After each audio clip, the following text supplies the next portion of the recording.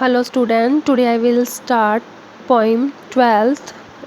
This is the poem of class 6 Indian weavers. Today we will read this poem about weavers of India who weaves clothes for Indians or others. So let's start this poem. Indian weavers क्या होते हैं? बुनकर, जो बुनने वाले होते हैं. तो यहाँ पर Sarojini Naidu ji, who is the nightingale of India, उन्होंने क्या बताया है इंडियन वीवर्स के बारे में बताया है कि जो इंडियन वीवर्स हैं, भारतीय बुनकर हैं, वो क्या करते हैं, कपड़े को बुनते हैं. किन किन पर्पसेस के लिए, किन किन लक्ष्यों के लिए वो कपड़े को बुनते हैं. तो इस पोइम में पोइट ने डिस्क्राइब किया है 3 stages of life. Born life and second one is young life and third one is the last time of our life. So let's start this poem. When a weaver weaves a cloth, it is used for different purpose. Read this poem and see what the different uses are. कहते हैं कि जब भी कोई Weaver कपड़ा बुनता है, कोई भी बुनकर कपड़ा बुनता है, तो वो डिफरेंट पर्पस के लिए बुनता है. तो इस पोइम में पढ़ते हैं कि वो डिफरेंट यूजेस क्या हैं कपड़े के. Weavers weaving at the break of the day, why do you weave a garment so gay, blue as the wing of hyacinth wild, we wave the robes of a newborn child.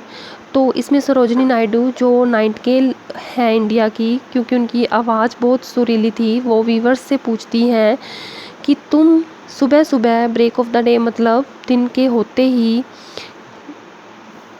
क्या बुन रहे हो. Why do you weave a garment so gay, तुम इतनी कौन सा कपड़ा बुन रहे हो जो कि क्या है.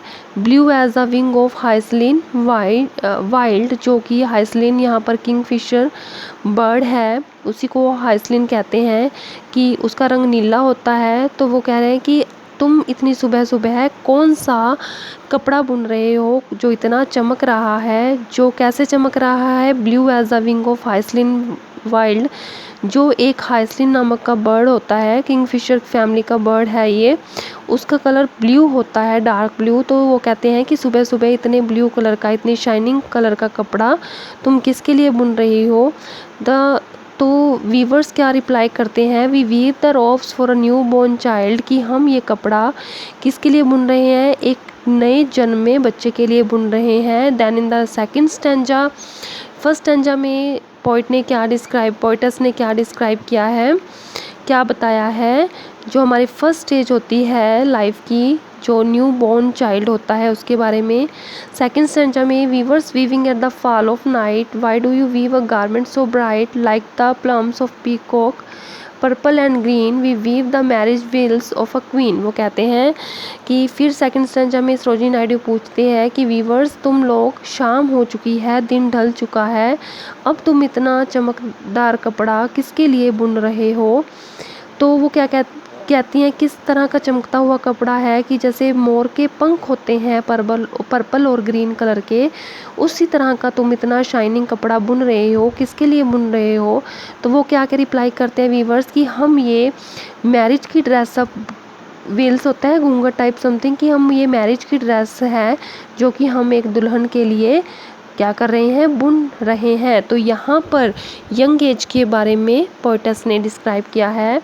और now weavers weaving solemn and still, वो कहते हैं कि अभी भी तुम क्या कर रहे हो, बुन रहे हो कपड़ा. What do you weave in the moonlight chill, कि तुम अभी भी, जब दिन ढल चुका है, जब शाम ढल चुकी है, तो अब भी तुम इस ठंडी मूनलाइट की रोशनी में कपड़ा बुन रहे हो. अब तुम किसके लिए कपड़ा बुन रहे हो. वाइट एज फीदर, ये कपड़ा ऐसा है जैसे वाइट पंख होता है, और वाइट एज अ क्लाउड, जो बिल्कुल सफ़ेद बादलों की तरह है. तो वो क्या कहते हैं, we weave a dead man funeral shroud, वो कहते हैं कि हम ये कपड़ा किसके लिए बुन रहे हैं, डेड मैन, जो आदमी मर चुके हैं, उनके लिए, उनको उड़ाने के लिए हम ये कपड़ा बुन रहे हैं.